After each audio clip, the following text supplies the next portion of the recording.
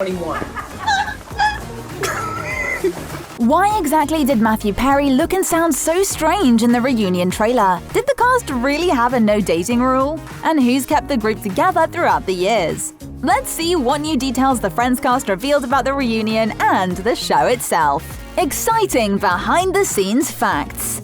The Friends cast all knew that filming the new episode was going to be a seriously emotional experience. But it turned out that they weren't really prepared for it. When we walked onto the set, to see it exactly the way it was, literally besides the cookie jar that Lisa took home. We'll talk more about the things they took home later, so stay tuned. Meanwhile, have you ever wondered what the Friends characters would be doing these days? In one of the reunion interviews, the cast revealed their thoughts. Lisa noted that Phoebe would be living in Connecticut with Mike and their kids. She's in charge of the arts program for the school, the actress said. Courtney revealed that Monica would definitely remain the competitive Monica we all know and love. She'd probably be trying to outdo all the other mums at her kids' school. A mom that was always trying to, organize the bake sale or something. Yeah. Rachel, according to Jen Aniston, would create her own clothing line. Joey would own a chain sandwich shop, while Ross would invest in it and lose much of his savings. And Perry said that Chandler would be a wonderful father, comedy writer, and more. Somehow, but we don't know why. He'd be coaching his kids' soccer game. Well, that sounds about right. Oh, and if you're concerned by Perry's slurred speech and weird look in the reunion, worry no more. Turns out he had an emergency dental procedure hours before filming the reunion, so he's absolutely fine and healthy. Phew! Now, let's see how the cast remembers the good old days. Back into the past.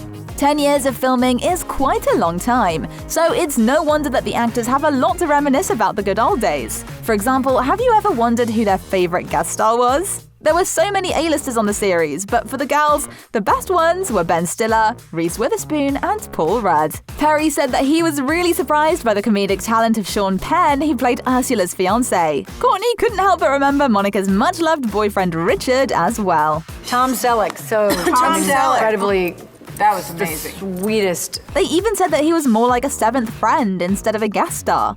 And then Aniston remembered Phil Collins, who wasn't a guest star but still came to greet the audience. Phil Collins. How do you remember that? Because it was Phil Collins. I know, but you don't remember anything on the show today. Of course, the actors had their favorite episodes too. For Matthew Perry, it was the one where everybody finds out. Well, it's no wonder because it really was an epic episode. Don't know that we know they know we know. Interestingly, it was also Lisa's favorite one because, according to her own words, she had a lot of fun things to do in it. Oh, my eyes! My eyes! David, in his turn, said that he loved the one with the blackout. Courtney adored the one with the routine. And here's the sweetest thing. When Jennifer and Courtney rewatched the show, they just loved Ross and Rachel's very first kiss in the second season. Plus, some of the actors even had their favorite blooper moment. David recalled how they filmed Joey and Ross trying to take a nap. Oh, and here's the real deal. Since they loved the show so much, most of the actors stole something from the set. Jennifer fell in love with one of Monica's dresses and took it home. Ours with a black lace V-neck and little like, what is those sleeves? Lisa stole a few of Phoebe's gorgeous rings. Perry walked away with the cookie jar and gave it to Lisa. Find out more about this funny fact in the video we made about the Friends cast relationships. David stole Dr. Geller's placard from Ross's office. Finally, Leblanc decided to play prankster and took the Friends license plate frame to put it on Schwimmer's car. It took him a week to realize. Oh, how awesome are they? A few things they promised to each other. One of the cutest rules the Friends cast followed while filming the show was always having a group huddle. They'd do it just before they started shooting an episode. Interestingly, the cast was quite superstitious about this rule, and here's why. The only time they didn't do it, something pretty bad happened on the set. His arm fell out Yeah. of his body. Dislocated his shoulder.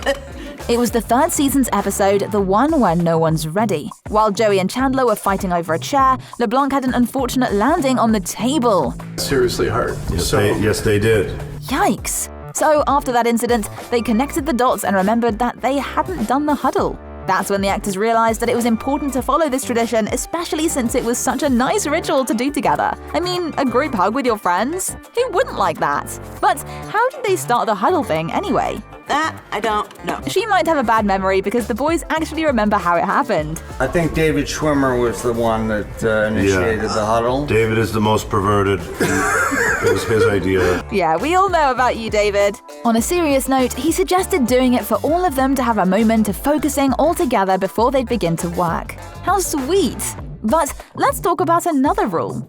Have you heard the rumor that the Friends actors had a no hooking up pact? When the female part of the cast was asked about it, none of them remembered if there was such a thing. They were all in relationships back then anyway, so it didn't really make sense to make this pact. And yet, Perry did say something like that was discussed to make sure all the actors maintained their friendships. We were hooking up or there was any strangeness going on that might mess with things. So, did the girls forget about it or something?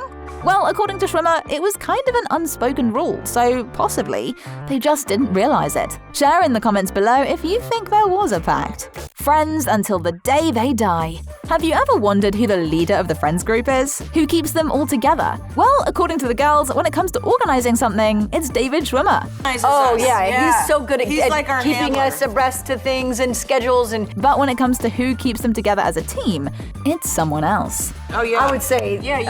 us. Oh. Courtney and Jennifer have always been friends, and they still help everyone else socialize with each other. They give advice to each other and, well, just remain the best friends they can be. And it's not only the girls. Aniston shared that the whole group has always been on great terms. From the very first days of filming, all of them thought that it was the best cast ever. The first table read, everybody's delivery, I was just like, wow, that is such an interesting way to say that joke, and wow, that's funny. And for most, it has remained the best cast of their lives. They were never competitive, and they'd always resolve conflicts in an instant. And now, here's something that will make you weep. The Friends actors are the living example of the show's main song, I'll Be There For You. This is how they actually live. Always, Very forever. true. And forever and ever until the day we die. Yeah. Could they be any sweeter?